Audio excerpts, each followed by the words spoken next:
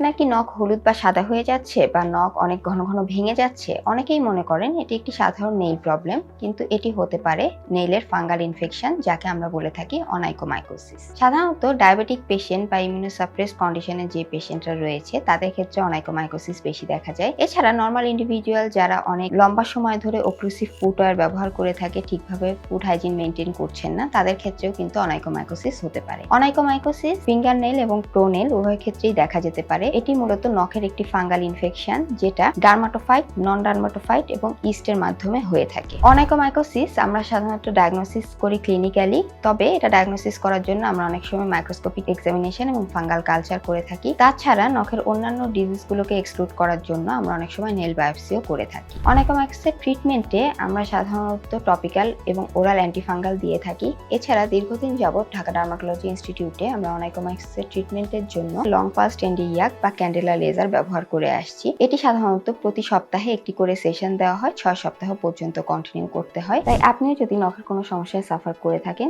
দেরি না করে অ্যাপয়েন্টমেন্টের জন্য যোগাযোগ করুন আমাদের স্ক্রিনে দেখানো নাম্বারে।